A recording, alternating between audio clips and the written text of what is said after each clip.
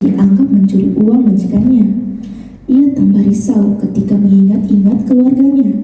Ia merasa bagaikan orang yang sangat tidak beruntung. Di tengah maraknya pembunuhan TKW di Mancanegara oleh majikannya, Atika juga mengalami siksaan dalam 1000 diam. Bagaimanakah ceritanya? Inilah pementasan dari MANW Appetite. Selamat menyaksikan.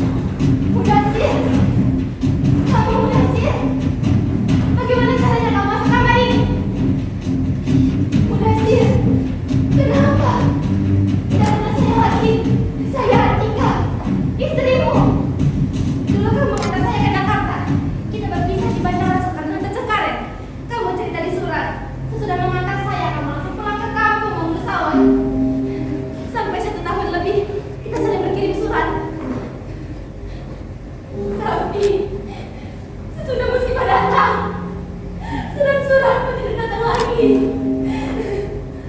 Jangan pergi, Basir. Jangan tinggalkan saya. Apakah saya sudah tidak punya daya tarik lagi? Kamu dulu sendiri bilang saya cantik. Saya memang cantik. Kecantikan yang alami, tanpa kincu dan bedak. Kamu suka saya apa adanya. Kamu dulu sendiri bilang begitu.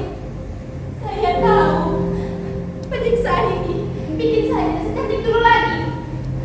Kalau ada cermin di kamar ini, mungkin saya bisa segera tahu wajah saya bisa saja sudah seperti kamar busuk, banci dan tidak layak dipandang.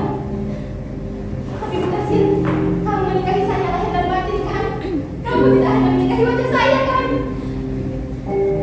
Kalau memang benar kamu ada di sini, tolong saya.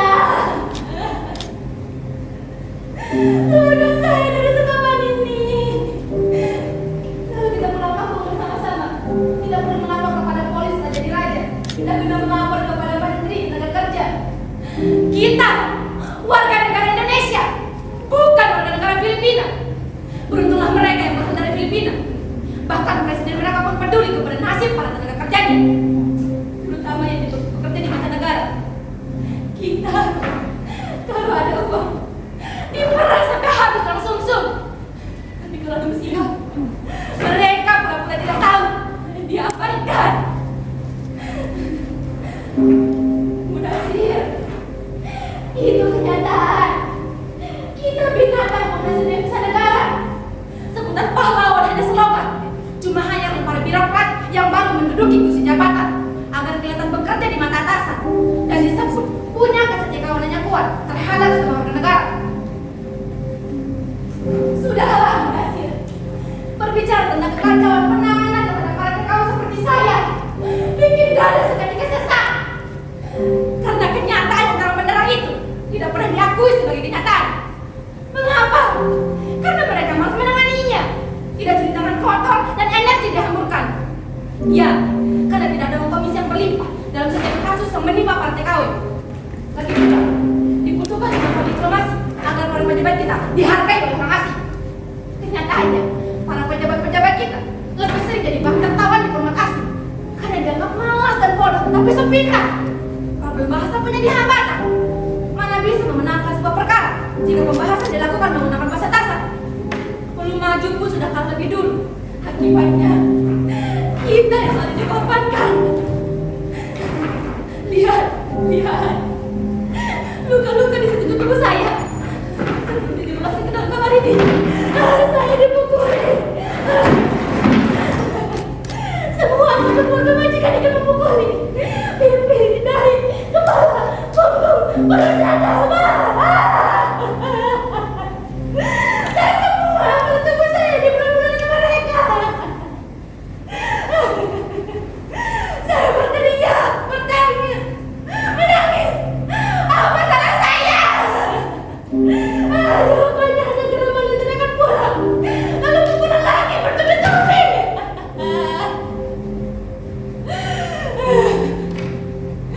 Apa salah saya? Salah saya.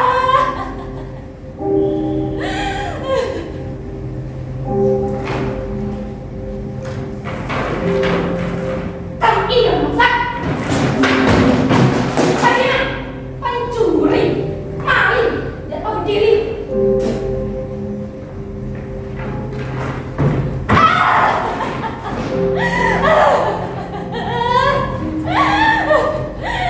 Itu teriakannya saya dengar. Kata-kata yang diteriakan berulang kali. Saya diingat, bangsat, bajingan, mencuri, maling, tidak tahu diri.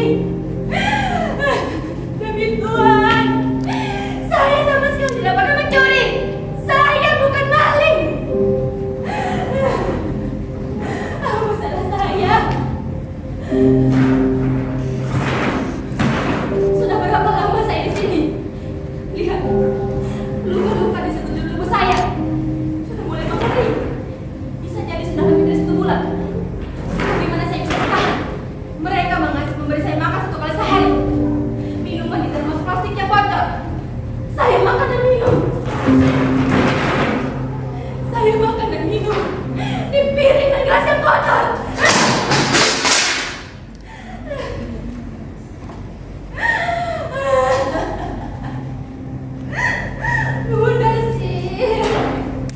Kamu tidak akan pernah bisa membayangkan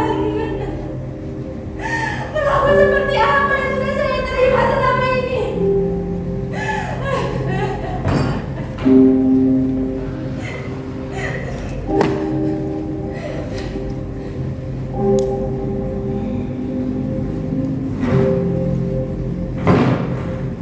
Hukum nampaknya tidak berdaya dengan hal ini. Sebab aparat dan industri implikasi. Mana mungkin mereka membela saya? Saya yang datang hanya untuk merampok mereka. Tentunya mereka lebih percaya terhadap sesamanya yang sebangsa dan kaya, bukan kepada anjing seperti saya. Munasir, demi Tuhan, saya bekerja. Saya memperoleh upah karena saya bekerja. Saya bukan pemalas. Saya bangun sebelum subuh, membersihkan rumah, menyapu, mengepel, perabotan. Saya mencuci, menyetrika, memasak, mengurus taman. Saya sendirian di rumah sebesar ini.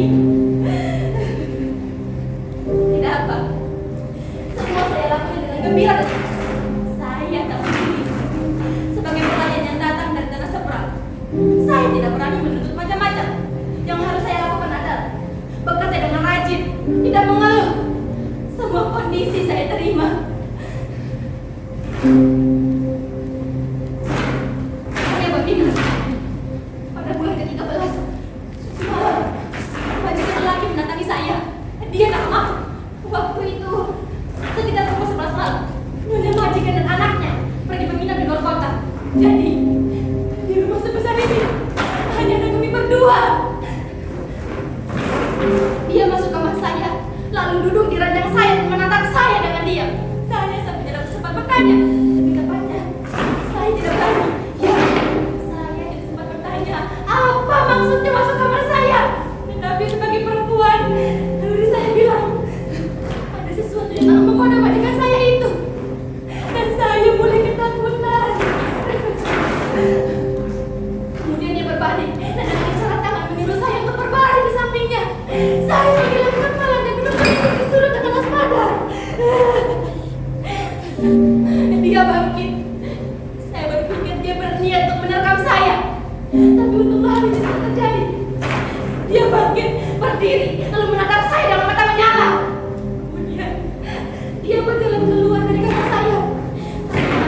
Langkahnya semakin menjauh. Saya bernafas panjang dan menangis. Saya bersyukur kepada Tuhan karena tidak ada yang terjadi atas diri saya pada malam itu. Iya, saya selamat dari perkosaan majikan.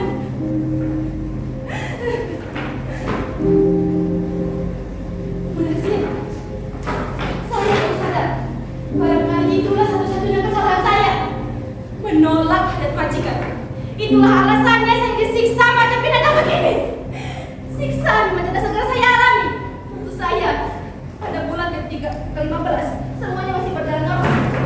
Tapi di bulan ke-16 majikan saya mengeluh kehilangan uang. Lalu siapa lagi yang bisa dituduhkan muka saya? Tamparan dan tamparan serta pukulan mulai saya terima dari nyonya majikan. Terkadang dari anak lelaki mereka. Saya diam saja dan tentunya tidak sudi mengaku sebagai pencuri. Jelas, saya tidak pernah mencuri. Saya rajin sembahyang. Saya ingat surga dan neraka. Saya takut hukuman akhirat. Dan saya sangat percaya pada hukum sebab akibat. Pada bulan 12 itulah nasib masa depan saya ditentukan. Anak lelaki mereka mengaku kehilangan uang. Begitu juga dengan perempuan mereka. Lalu majikan laki-laki mengaku kehilangan uang lagi. Kali ini jumlahnya banyak. Saya itu kami karena harus menanggung akibat. Iya, saya dipukuli lagi bertubi-tubi.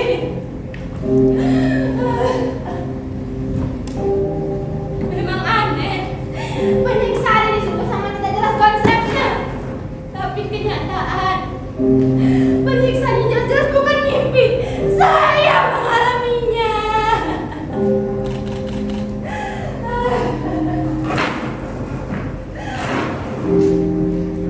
Mereka tak lagi takut terhadap hukum.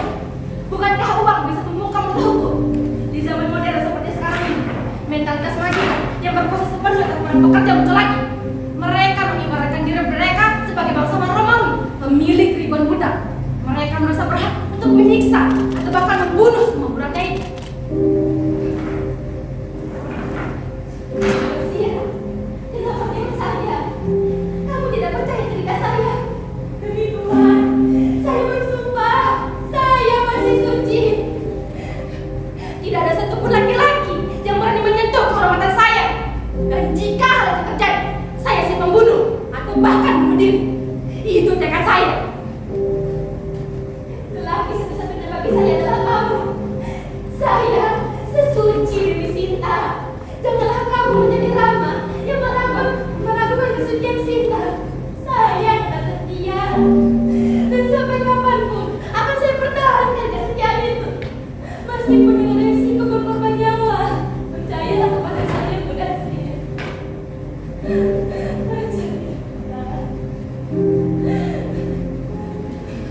Jangan pergi. Jangan tinggalkan saya. Saya butuh kamu. Meskipun kamu tidak nyata atau hanya didapatkan lagi bagi saya. Kamulah satu-satunya harapan saya. Saya juga tahu kamu marah karena dulu langsung saya tinggal pergi untuk bekerja di negeri ini. Tapi itulah rencana saya, mengumpulkan modal hidup agar kita tidak sengsara. Saya harap kamu sudah memahami. Tidak mungkin di negeri sendiri saya bisa memperoleh penghasilan sebesar saya bekerja di negeri ini. Berapa gaji paling besar seorang pembantu rumah tangga di Jakarta? Tapi di negeri ini saya bisa memperoleh 5 kali lipat dibandingkan gaji mereka. Dan itu sangat menggiurkan.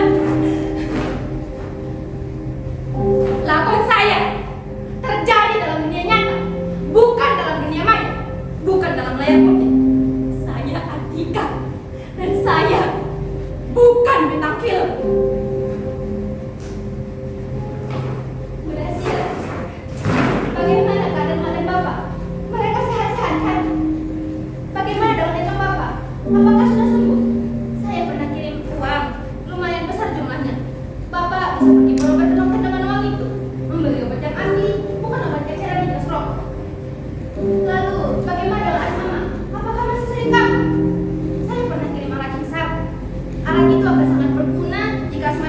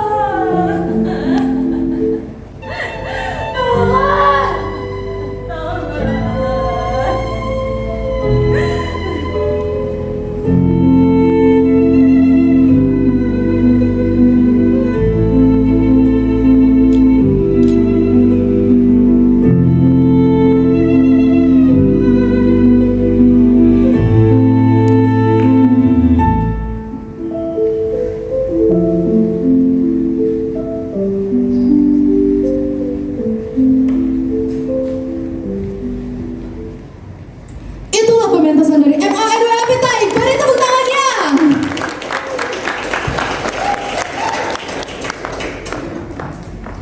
Terima kasih kepada penonton yang